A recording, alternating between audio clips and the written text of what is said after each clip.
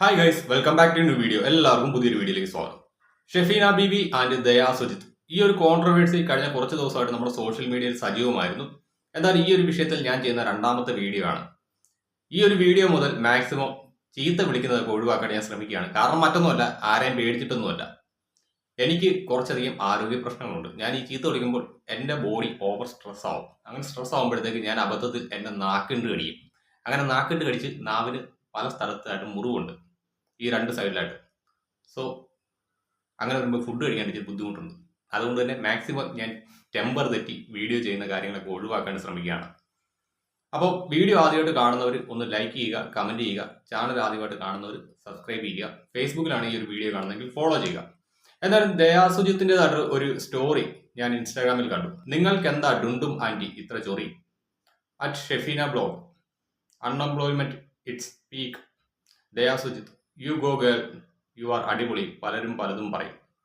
So ഈ ഒരു വിഷയത്തിൽ നമ്മുടെ സൊസൈറ്റി രണ്ട് പക്ഷത്ത് തന്നെയാണ്. കുറെ ആളുകൾ ഷെഫീന ബീബിയെ അനുകൂലിക്കുന്നില്ലെങ്കിൽ പോലും ദയാ സുജിത്തിന്റെ ഈ ഒരു ഫോട്ടോഷൂട്ടിനെ എതിർത്തുകൊണ്ട് രംഗത്തേക്കുന്നുണ്ട്.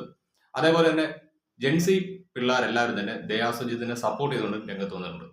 ഇതിനകത്ത് എനിക്ക് പറയാനുള്ളത്, ഈ പറയുന്ന ദയാ സുജിത്ത് ഒരു സബ്സ്ക്രിപ്ഷനകത്തോ അല്ലെങ്കിൽ പെയ്ഡ് ലൈവിനകത്തോ അല്ല ഈ ഒരു ചിത്രം പോസ്റ്റ് ചെയ്തിരിക്കുന്നത്. അവരവരുടെ പ്രൊഫൈലിൽ പബ്ലിക് ആക്കിയിട്ടിരിക്കുന്ന ഒരു പിക്ചറാണ്. ഇത് 2023 മുതൽ അവരുടെ പ്രൊഫൈലിൽ കിടപ്പുണ്ട്. 2023 മെയ് 30 മുതൽ ഇത് അവരുടെ പ്രൊഫൈലിലുണ്ടായിരുന്നു. അതായത് ഇപ്പൊ 3 വർഷം ആകാറായി. ഈ ഒരു 3 വർഷമായിട്ടും ഇത് ആരും ഒരു തരത്തിലും കോൺട്രവേഴ്സി ആക്കിയില്ല. പക്ഷേ ഷെഫീന ബീബി ഇതെടുത്ത് വെച്ച് കോൺട്രവേഴ്സി ആക്കി.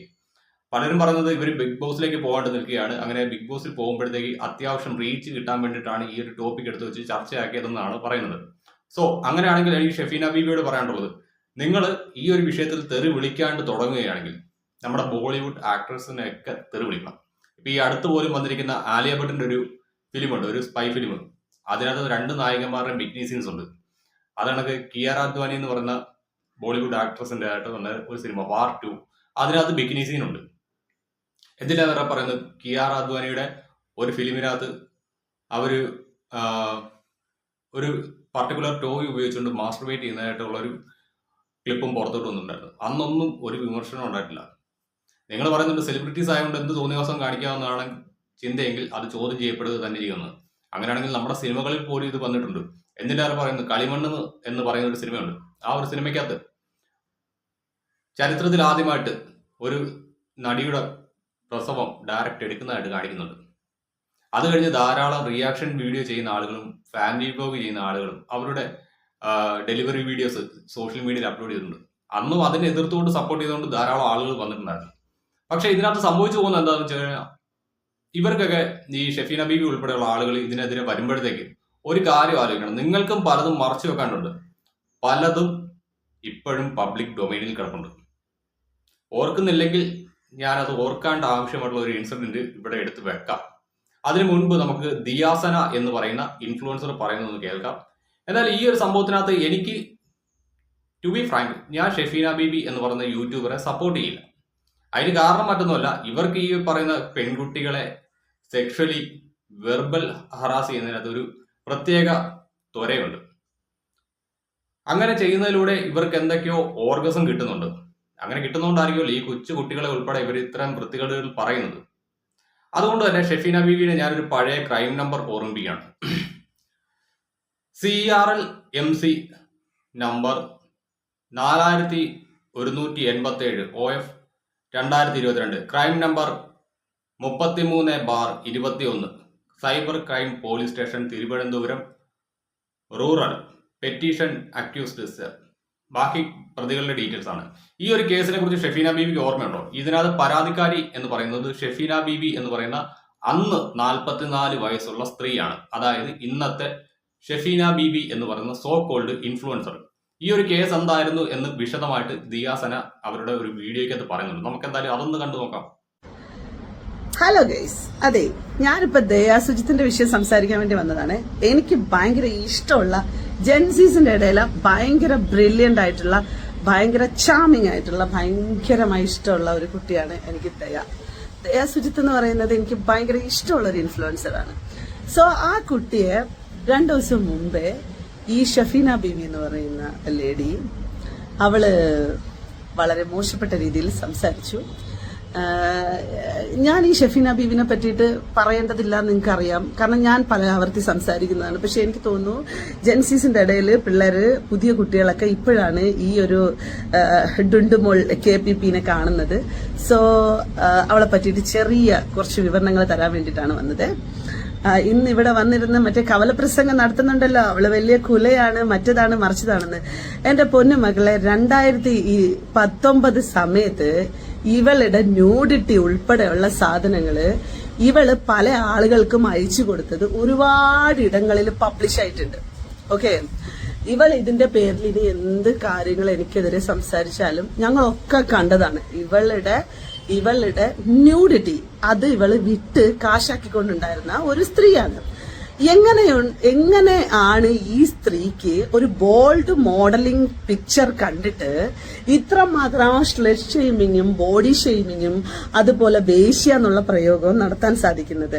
ആദ്യം അവള് പോയിട്ട് അവള് ചെയ്ത വൃത്തികേടിനെ മറയ്ക്കാനും അവളുടെ ഫ്രസ്ട്രേഷൻ തീർക്കാനും വേണ്ടിയിട്ടാണ് കേരളത്തിൽ അത്യാവശ്യം അറിയുന്ന ആളുകൾക്ക്, എന്താ പറയാ, കുറച്ചെങ്കിലുമൊക്കെ ഒരു സപ്പോർട്ടിംഗ് ഒക്കെ ഉള്ള ആളുകളെ നോക്കി ഈ സ്ത്രീ അറ്റാക്ക് ചെയ്യുന്നത്. പൊതുവെ ഇവർക്ക് ഇങ്ങനെ ഒരു പ്രശ്നമുണ്ട്. ഇവർക്ക് ഇതിൽ നിന്ന് സീരിയസ്ലി പറയട്ടെ, വലിയ തോതിലുള്ള ഒരു ഓർഗാസം സംഭവിക്കുന്നുണ്ട്. ഒരേ ഇരിപ്പിരിക്കും. 3 ഭർത്താക്കന്മാരുണ്ടായിരുന്നു. 3 പേരെയും കൊന്നിട്ട് വിധവാ പെൻഷൻ വാങ്ങിക്കുന്ന ഒരുത്തിയാണ് അവള്. ഒന്ന്. രണ്ടാമത്തേത് ദുബായില് പിമ്പായിരുന്നു, വലിയൊരു പിമ്പായിരുന്നു. ആ പിമ്പിനെ അവിടെ നിന്ന് ബാൻ ചെയ്താണ് വിട്ടിരിക്കുന്നത്. ദുബൈയിൽ ഇനി തിരിച്ചു പോകാൻ പറ്റത്തില്ല. ഇവരുടെ മൂത്ത മകനാണ് ഇവർക്ക് വേണ്ടി എല്ലാ ഒത്താശയും ചെയ്തു കൊടുക്കുന്നത്. പല ആളുകളുടെയും യൂട്യൂബ് ചാനലുകളിലും മറ്റൊക്കെ ഇവരെ പറ്റിയിട്ടുള്ള ഡീറ്റെയിൽ ആയിട്ടുള്ള കാര്യങ്ങൾ പല ഇടങ്ങളിലുണ്ട്. ആർക്കെങ്കിലുമൊക്കെ എന്തെങ്കിലുമൊക്കെ അറിയണമെന്നുണ്ടെങ്കിൽ എന്റെ PM വന്നു കഴിഞ്ഞാൽ ഞാൻ വളരെ കൃത്യമായിട്ട് ഇവളെ പറ്റിയുള്ള ഡീറ്റെയിൽസ് തരാം. 3 ദിവസമായിട്ട് എല്ലാവരും എന്റെ അടുത്ത് വന്ന് ചോദിക്കുന്നുണ്ട്. പലർക്കും അറിഞ്ഞൂടാതെ മനസ്സിലായി. സോ ദാറ്റ്സ് വൈ കുട്ടികളൊക്കെ ഇടപെട്ട് തുടങ്ങി, കുട്ടികളൊക്കെ പ്രതികരിക്കാൻ തുടങ്ങി. എനിക്കത് കണ്ടപ്പോഴത്തേക്ക് എനിക്ക് ഭയങ്കര ഇഷ്ടപ്പെട്ടു. സോ ദിയാസനയുടെ ഈ ഒരു വീഡിയോയുടെ പൂർണ്ണ രൂപം അവരുടെ ഇൻസ്റ്റാഗ്രാം പേജിനകത്തുണ്ട്. താല്പര്യമുള്ളവരൊക്കെ ഒന്ന് പോയി കാണുക. എന്താണ് ഞാൻ പറഞ്ഞ ആ ഒരു കേസ്, അതിന്റെ മെറിറ്റ് എന്താണെന്ന് ഇതിനോടകം തന്നെ നിങ്ങൾക്ക് എല്ലാവർക്കും മനസ്സിലായിട്ടുണ്ടായിരിക്കും.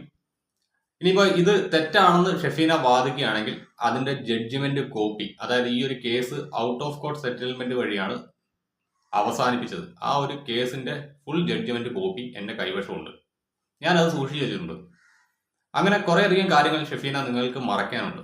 പലതും പബ്ലിക് ഡൊമൈനിലുള്ളതാണ്. നിങ്ങളത് ഒന്നും കെയർ ചെയ്യുന്നില്ല എന്നുണ്ടെങ്കിൽ കുഴപ്പമില്ല. പക്ഷേ ഒരു കാര്യമുണ്ട്, മറ്റുള്ളവന്റെ കണ്ണിലെ കരടെടുക്കാൻ പോകുന്നതിന് മുൻപ് സ്വന്തം കണ്ണിലെ ചെളി വല്ല തൂമ്പയ്ക്കും കോരി മാറ്റിയിട്ട് വേണം പോകാൻ.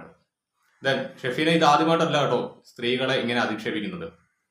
ഒരു ഉദാഹരണം പറയുകയാണെങ്കിൽ ഞാനിവിടെ നിങ്ങളെല്ലാവരും ഓർമ്മിപ്പിക്കാം. ഒരു 4 മാസം പ്രായമുള്ള ഒരു കുഞ്ഞിനെ ഒരു വൃത്തികെട്ട ഭാഷ ഉപയോഗിച്ചുകൊണ്ട് ഇവർ സംബോധന ചെയ്യുന്ന ഒരു ഓഡിയോ ക്ലിപ്പ് ഇതിനു മുൻപ് സോഷ്യൽ മീഡിയയിൽ വന്നിട്ടുണ്ടായിരുന്നു. അതേകൂടാതെ നെജില മസൂറ എന്ന് പറയുന്ന ഒരു യൂട്യൂബറുടെ ലൈവിനകത്ത് ഇവർ പച്ച തെറി എഴുതി വെച്ചത് എൻ്റെ ഇരിപ്പുണ്ട്. അങ്ങനെ നിരവധി കാര്യങ്ങൾ ഇവർ ചെയ്തിട്ടുണ്ട്. എന്തിനേറെ പറയുന്നു, നമ്മുടെ കേരളത്തിൽ നിന്ന് വിദേശ രാജ്യങ്ങളിലേക്ക് നേഴ്സിംഗ് ജോലി എടുക്കാൻ പോകുന്ന പെൺകുട്ടികൾ, അതായത് നേഴ്സുമാർ, നമ്മൾ അവർക്ക് അത്രത്തോളം റെസ്പെക്ട് കൊടുക്കുന്ന ആളുകളാണ്. നേഴ്സുമാരെന്ന് പറയുന്നത് നമുക്ക് വേണ്ടിയിട്ട് ജോലി എടുക്കുന്ന ആളുകളാണ്. ദൈവത്തിന്റെ പ്രതിരൂപങ്ങളായിട്ടാണ് നമ്മൾ നേഴ്സുമാരെ കാണുന്നത്. അങ്ങനെയുള്ള നേഴ്സുമാര് ഇവിടെ നിന്ന് ഗൾഫിലേക്കും മറ്റും ജോലിക്ക് പോകുന്നത്, വിദേശ രാജ്യങ്ങളിൽ നേഴ്സിംഗ് ജോലിക്ക് പോകുന്നത് പ്രോസ്റ്റിറ്റ്യൂഷന് വേണ്ടിയിട്ടാണ് എന്ന് ഇവർ പറയുന്ന ഒരു ഓഡിയോ ക്ലിപ്പും പോട്ടെ വീഡിയോ പബ്ലിക്കിലുണ്ട്. അത് നിങ്ങളാരും ശ്രദ്ധിച്ചിട്ടുണ്ടാവില്ല. എന്തായാലും ഞാൻ അതും കൂടി ഇവിടെ വെക്കാം. അങ്ങനെയുള്ള ഒരു സ്ത്രീയാണ് ഇവർക്ക് സത്യം പറഞ്ഞു കഴിഞ്ഞാൽ ഈ സോഷ്യൽ മീഡിയയിലൂടെ സാധാരണക്കാരായിട്ടുള്ള ആളുകളെ ഇങ്ങനെ വെർബൽ റേപ്പ് ചെയ്ത് കിട്ടുന്ന പണം കൊണ്ട് ഫുഡ് അടിച്ച് ജീവിക്കുക, അതേപോലെ തന്നെ ഇത്തരത്തിൽ സ്ത്രീകളെയും കുട്ടികളെ അധിക്ഷേപിക്കുമ്പോൾ ഇവർക്കൊരു ഓർഗസം കിട്ടുന്നുണ്ടായിരിക്കണം. അങ്ങനെ തന്നെ ഞാൻ പച്ചയ്ക്ക് പറയും. ഇവർക്ക് എന്തെങ്കിലും ഒരു തരത്തിലുള്ള ഓർഗസം ഇതുകൊണ്ട് കിട്ടുന്നുണ്ടായിരിക്കും. അതുകൊണ്ട് തന്നെ ഇവരിത് നിർത്താൻ പോകുന്നില്ല. എന്തായാലും നമുക്ക് ആ ഒരു വീഡിയോ കൂടി ഒന്ന് കണ്ടുപോകാം.